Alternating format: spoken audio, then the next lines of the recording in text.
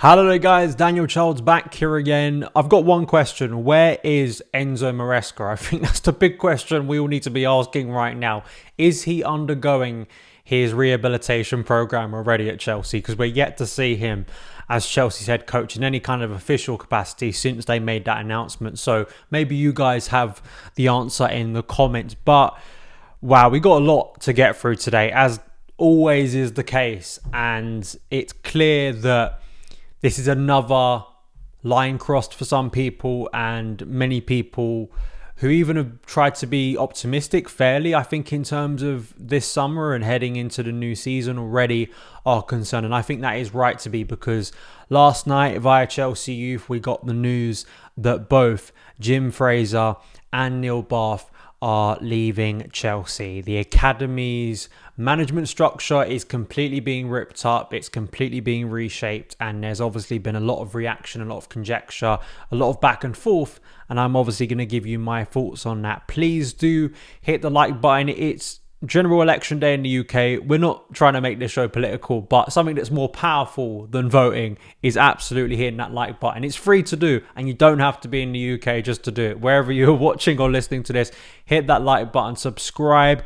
If you're listening on the podcast, please do give us a positive rating review. It really helps the show out in terms of getting more people to listen to Son of Chelsea as we head towards the new season. But this is huge news. So let's go through the news and then also like the background to it and the truth behind it, because you know, as is usually the case, you get a lot of back and forth, you get a lot of noise, and I think it's quite easy, maybe some people who didn't see the initial reporting from Chelsea Youth and also what he said today may just take the line that they've seen maybe from mainstream outlets, but I think it's important context to actually know from people who do understand the goings on and the people involved at the academy level at Chelsea for a number of years now, to not just take what the club maybe has said to media outlets at face value. So Chelsea Youth tweeted that Jim Fraser has left Chelsea, with Neil Bath set to follow. Amid radical changes to the academy's management structure, the duo established a best-in-class operation with global renown and relentless success for more than 2 decades. Then we got reports from the likes of The Athletic confirming the news, but also talking about how it's a massive change basically behind the scenes, with Joe Shields, who is going to lead it, of course, is the current co-director of recruitment and talent, as well as director of global recruitment Sam Jewell, who was recently appointed, I believe, from Wigan, who is likely going to sort of make up the new look Cobham. But then, so basically Chelsea, it seems like, or at least the way it was briefed to, I say that word a lot. If you do a drinking game on this show, every time I say brief, I wouldn't advise it, because you'll be probably in a body bag before we even get to the Man City game. But it was kind of suggested that it's all amicable. They're leaving. They're going to leave on good terms. There's going to be nice sort of pieces by the club made in terms of their work at Cobham over the years, which of course we'll get into is huge. But kind of suggested that, well, there's nothing to worry about here. They've just decided to leave of their own accord, and that's just kind of happened. And, you know, we move on, basically. Not quite. Chelsea Youth posted this morning kind of explaining it. He says, there's no way I can get everything I want to say out in one go. There's too much and it's still very raw. For the avoidance of doubt, though, this is 100% accurate. And what he's doing, I'll put it up on screen, but if you're listening on the podcast, he is quote tweeting someone else, Alan Stand-Upper, who was sort of responding to a Matt Law tweet, which kind of suggested, again, very amicable. And he originally said, whatever is said publicly, Bath is not leaving amicably. He is very upset at the decision to ditch Jim Fraser and has quit because of it. So Chelsea Youth is backing that up, and then goes on to say, and it will be spun as amicable or what have you because it's easier, and because someone like Neil, a devoted Chelsea servant for 30 years, will be a Chelsea man until the end. He says, I emphasise Chelsea because there's clearly a difference now between Chelsea and whatever incarnation this club currently takes. It's not a recognisable Chelsea for many people under this ownership. For others, it might be. That's the beauty of fandom. It's simply not mine. I will link below his full thread. There's a lot of detail in there, and I suggest you go and read it if you want to get full context. Like, whatever you think of Youth and his opinions, which, you know, we all agree and disagree with opinions. This is someone who is linked quite closely to the academy, someone who's been covering the academy it should be obvious in the name of his account, but this is someone who has worked around that environment, who knows the inner workings, who covers it, who is devoted to Cobham and covering it fairly and understanding the people who are involved in it on a day-to-day basis. So the fact is, he broke this story first. And if you want to dismiss what he says as just, being negative for no reason, that's your own prerogative. But I don't think that tells the whole story and why a lot of people are rightly concerned.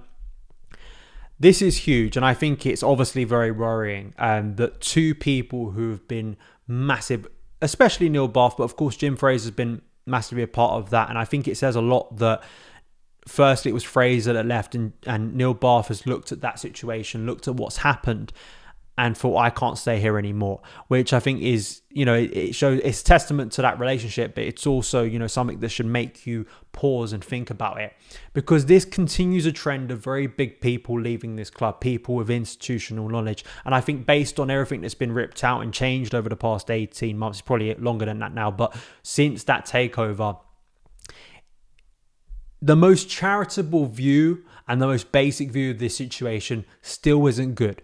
Losing two people who have been instrumental to making Cobham the success story it has been over a long period of time now, but especially if we want to talk about players actually finally coming through into the first team, especially over the past 10 years, the success at the academy level, winning FA Youth Cups, winning UEFA Youth Cups, the way players made it all the way into the first team. We'll get to some of the tweets and reactions which kind of list some of the talent that has come through Cobham, but it's massive for these two people to leave, especially considering that Bath was promoted to become the club's Director of Football Development and Operations only in November of 2022.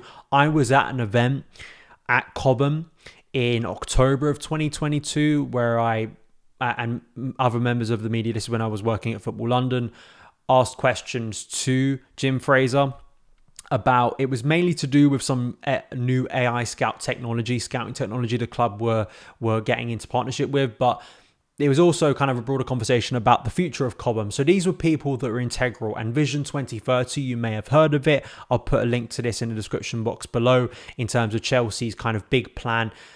Again, both Fraser and especially Neil Bath were kind of spearheading this. Why would they leave so quickly with that vision, with the investment in Cobham? It doesn't add up why those two people would just instantly just walk out of nothing. So we'll get in some of the responses, because the usual suspects of kind of demeaning, dismissing Cobham and what it has brought, what it means, the talent it's produced. Not just looking at the fact that in the 2010s, the under-18s lifted the FA Youth Cup 7 times, 5 wins in a row from 2014 to 2018, which matches the achievements of Man United's legendary Busby Babes in the 1950s. The under-19s also winning back-to-back UEFA Youth Leagues in 2015 and 2016. But then you just look at the talent that's come through this club, and it's pointed out here: Musiala, Reece James, Andreas Christensen, Levi Colwell, Loftus-Cheek, Livramento, Gurhi, and a ton more players starting for top European clubs came out of Cobham right now. No one produces first team ready graduates even close to the rate we do. Just looking further examples here of players who, again, are across Europe playing for top clubs. Nathan Ake at Man City, Christensen at Barcelona, Reece James, of course, playing for Chelsea, but also sought after by some of the biggest clubs in the game. Mason Mount, for whatever you think about Mace, is playing at Man United. Declan Rice, of course, playing at Arsenal. Jamal Musiala, already mentioned, playing at Bayern Munich. Michael Olise, now at Bayern Munich. And I think Ollie Glanville makes this point brilliantly in terms of what this change actually means. And it's the final inevitable step to the process in terms of having a former Man City academy manager take over. And he points out that across the club, there are no further dissenting voices in their way, and they have complete control over all aspects of the club. All the accountability falls at their feet if we don't see an uptick of success on the pitch. Chicago Dimitri here: leaving amicably is by far the most common way highly competent employees leave previously well-run organizations when they finally realize those organizations now being destroyed by dum-dums. They leave extremely amicably for better jobs. That's a point. These are two individuals, Jim Fraser and Neil Bath, even if they feel upset leaving Chelsea, will be getting jobs at very good clubs because of the work they have done to make Chelsea, to make Cobham the best academy in world football. That is what Cobham has become. And this is a massive blow to that for Chelsea. To scupper what Cobham has been for a long period of time is complete malpractice. I speak so regularly about how I feel as a club we don't value Cobham enough. We don't make the most out of it. And that usually is not using it to bring players into the first team. And I'm not talking about players who are always going to be the star players, but players who can save us money in the transfer market. Again, it's not always just about a sentiment of what Cobham and seeing homegrown players for any supporters to come into the first team. Of course, that matters because these are players who have been with us since the age of 8, 9. These stories of players coming through, growing up, playing at Chelsea, understanding the culture, and then getting into the first team. And you see the emotion on their faces, and you see what it means to supporters when we see a Trevor Chalobah score his first goal at Stamford Bridge, when we see Conor Gallagher do so well, a family of Chelsea fans, when we see Mason Mount, for whatever you think of him now, when he broke into the first team. You know, players who have been with us, Reece James, it's the same story. There have been so many. It's not just a sentimental thing, it's an objectively successful thing.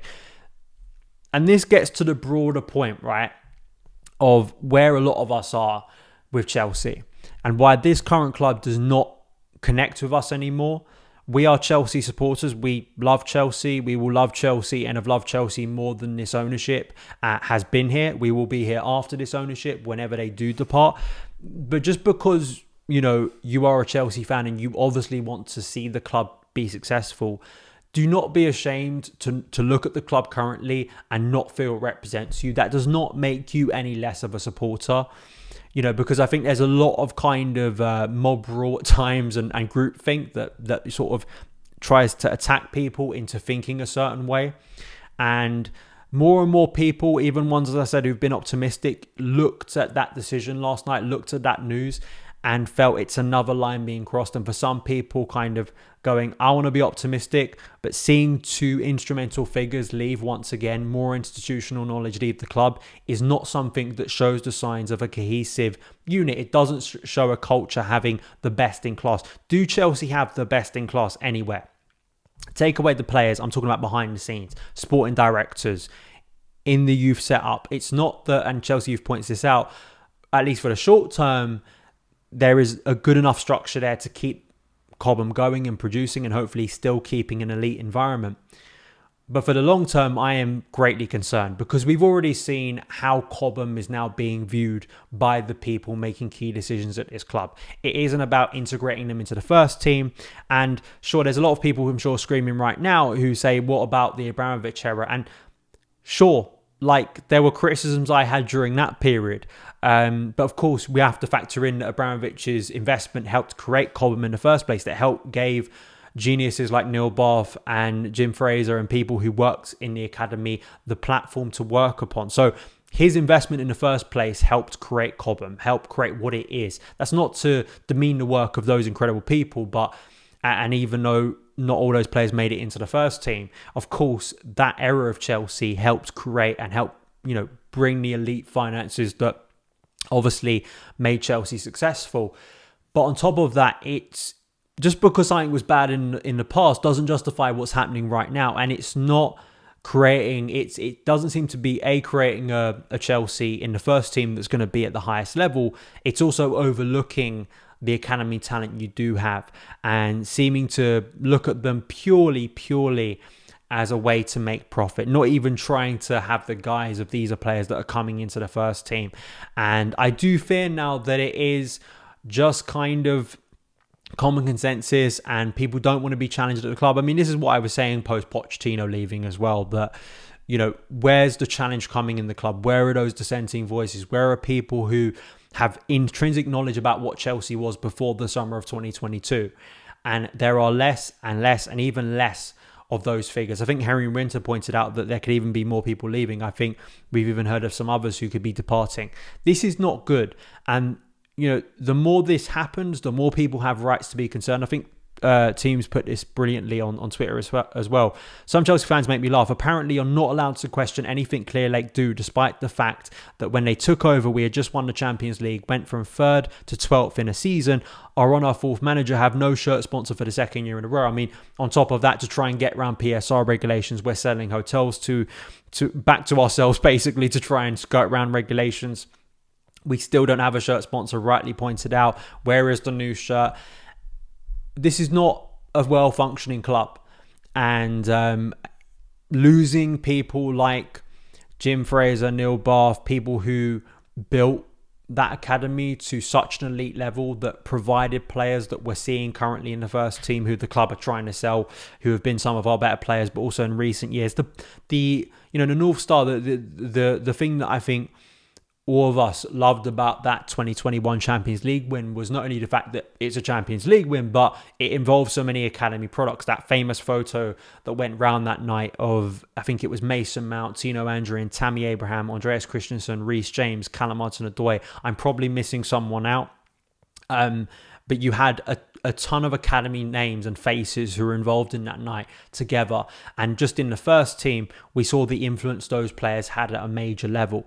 And it was a platform to build upon. Unfortunately, that platform was not built upon. And that's not to say that the previous hierarchy didn't do anything wrong in terms of Cobham. You can go back and watch me criticize like the sales of Mark Gurhey, the sales of Tammy. Like you can find those. It's not me. I didn't go back. You can't find me like a couple years ago not saying those things, because I was. But that doesn't mean I don't get to criticize now. And what makes things worse is there is financial concern on the pitch in terms of where Chelsea will be if we don't get Champions League football next season. So people are absolutely right to see this, raise eyebrows, ask questions, scrutinize, and the way people want to dismiss this, it's becoming more and more detached from reality. I'm sorry to be unfair, but that's just the way things are going currently, because to try and dismiss what happened and to try and dismiss this is not a big thing. I've seen people try to make out that these are two figures that were basically just random employees who'd barely worked at Chelsea for 5 minutes. And why are fans getting concerned about these people leaving as if they have absolutely no influence, have no stature, have no legacy at Chelsea? That's what you have to do. Either you're doing it dishonestly or you just have no understanding of the academy, which I guess is your prerogative. But, I don't know why I have to take your opinion that seriously. If you don't know who these figures in Chelsea history are, instrumental figures. And, if you are doing it dishonestly and you are trying to make out that these are just two random people and this stuff happens all the time, well, you clearly don't know how long Neil Bath and Jim Fraser have been around Chelsea and the influence they've had as many others in the academy and the players they've produced. So, again, you have to go out of your way to dismiss kind of reality. And I think that more and more, it's very hard for me to sit here and just go, well, everything's okay. And I try and sometimes think, am I being too critical? But then when I do hear things, even things that aren't reported, that kind of make me think, this sounds even worse. Like this, even my optimistic self at times over the past couple of years, you have to come to reality. And I am not alone in being very, very concerned where the club is, where it's going. And when you lose figures like this, if you don't replace them adequately, what that could mean for a gift that has been there for Chelsea, that I don't always think has been capitalised on, but has produced very good players that have gone on to do great things. And I just hope that for those players currently in Cobham, that isn't ripped up. Those futures aren't completely scuppered, and there is at least a structure that I believe is there, at least for the short term. But for the long term, I wouldn't be surprised if there are alarm bells ringing around Cobham currently in terms of the people still working in the academy, because to lose these figures at a time when the club has continued to go on a mass sea of change, it should if you take anything away from this, right, from what I've said, just think about this question. Why do people keep leaving? Why do people keep leaving? And when you ask that question, it at some point, it can't just be a bad egg. It can't just be bad luck. It can't just be this person wasn't the right fit. It can't just be what were we supposed to do. At some point, a pattern emerges, and a pattern doesn't look good on the decision makers at Chelsea Football Club, and that is why the negative mood has been there for most of this summer. So I would have wanted to come on this show and talk about something else, but what am I supposed to do when we get reports like this, when we have news like this that only signals things getting worse this summer at Chelsea, not better? Happy days. It's a great summer to be a Chelsea fan. So that's what I have to say. I mean, where is Enzo Maresca? Apparently now we're not getting the start of pre-season until next week. There are players at Cobham, but in terms of like officially starting, apparently it's not going to happen till Monday now. So we'll have to wait till next week to get probably a Maresca interview if we even get it. But we'll see what happens then. Let me know your thoughts on everything I discussed today, and I will see you again very soon. All the best.